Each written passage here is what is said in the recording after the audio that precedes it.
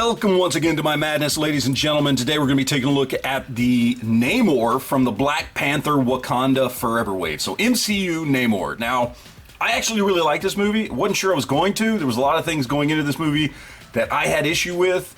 And most of those things were kind of put away by the time I had watched the movie. I really did enjoy it, and I actually did like their portrayal of Namor. I don't like the origins of their so-called Atlantis, which they didn't even call it Atlantis in the movie, but I did like the person who played it. He came across as very, well, Namor for me. So, you know, kind of wanted to pick this up, even though I had originally had no interest in picking it up.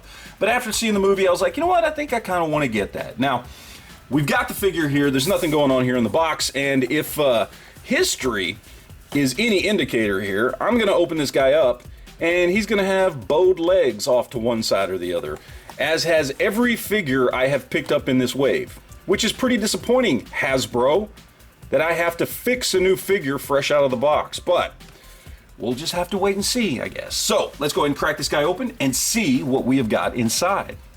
Alright, so we got him out of the package. Let's take a look at accessories. First, he does come with a couple of extra hands, one fisted hand and one gripping hand, and that would be for his spear that he's got right here, which actually looks pretty good. I like it. I mean, it's not crazy painted, but it's got enough on there that I think looks pretty good.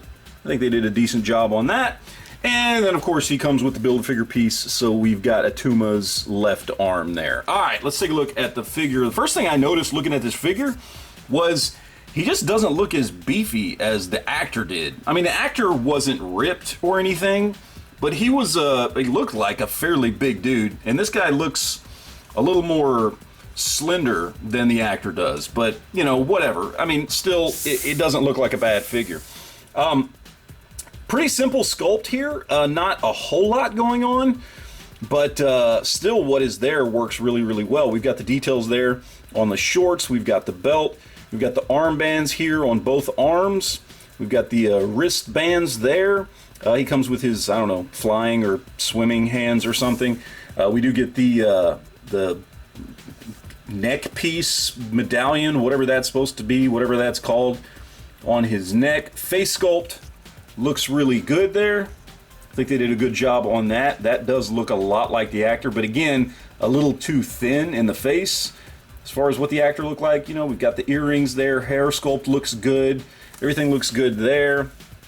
The wings look just awesome. I love the wings on here, man. They did a great job on these. And then, of course, we've got the foot gear there and the pieces that come up over the shins. So not a lot going on as far as sculpt goes, not a lot as far as paint goes. You know, we've got a little bit of paint there and the details on the feet and then here and obviously on the necklace piece, but not a whole lot of paint, but still what's there is done really well, and I think it really accurately represents the character. So I think they did a good job there. As far as articulation goes, again, pretty standard Marvel Legends articulation as far as, you know, ankles and wrists and bicep cuts and thigh cuts and hips and double jointed elbows, double jointed knees, although they are pinless. I know some people appreciate that. Neck joint is fine, shoulders, all that kind of stuff. We do have a different here. We've got the upper dumbbell torso joint there, where he's got that kind of movement up there, which is a little bit different, and then nothing there at the waist, just nothing. So you just got this right here, and that's it. Other than that, pretty standard Marvel or Legends articulation there. So that is pretty much the figure. I mean, I like it. I think it works well. Again, it would have been nicer if it was a little bit bigger and beefier of a character or a figure. But other than that, I think it looks pretty good. I think they did a pretty decent job. So let's go ahead and compare him to some other figures, and we will see how this guy stacks up. So, of course, we got to compare him to some other versions of Namor. Of course, we got a couple of the comic book versions of Namor that I have. On the right, we've got the Namor that we got here a few years ago from the first Black Panther wave. And then, of course, on the left, we've got the Walgreens exclusive that I've got with the bearded head sculpt. I love these two figures. They worked very well in the two displays that I have Namor in.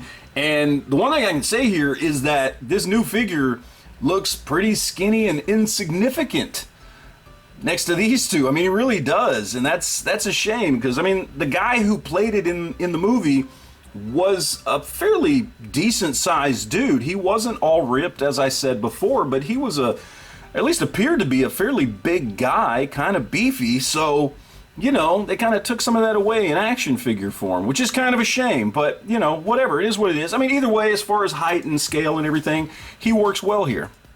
And of course, the name of the movie was Black Panther Wakanda Forever, so let's compare him to some MCU Black Panther figures. On the left, we've got my Build-A-Figure, Okoye, and on the right, we've got King T'Challa himself. I can't remember if this is the Black Panther from the first wave or from the second wave of movie Black Panther figures, but I'm not sure. Either way, I like that Namor, at least compared to these two, he is a little bit bigger than both of them. He's a little bit taller. And I think that works in this case because he should be a little bit bigger and more intimidating compared to these two figures. So I think this works really well. Nice, let's talk about price here real quick. And this guy, of course, just like all the other figures in the wave, goes for $25. Is it worth it? Yeah, I think it is. Look, I wish the guy was a little bit bigger and beefier to better match his on-screen counterpart. But I still think the figure is good. I think they did a really good job with the sculpt and with what paint there is. Articulation's fine for Namor, basic stuff, as we talked about. And I think it works. You know, one little complaint about the bulkiness of the guy, not enough to make me think it's not worth the price. And again, $25 is the price of admission when it comes to Marvel Legends now. And I think this is a good representation of the character, and I think it's worth it. So that's it, guys. That's my opinion. Hope you enjoyed it. Would love to know what you think about this. Do you have him? Do you want him? Do you not care? Either way, let me know in the comment section down below. And as always, thank you guys for watching, and always remember to enjoy your collection.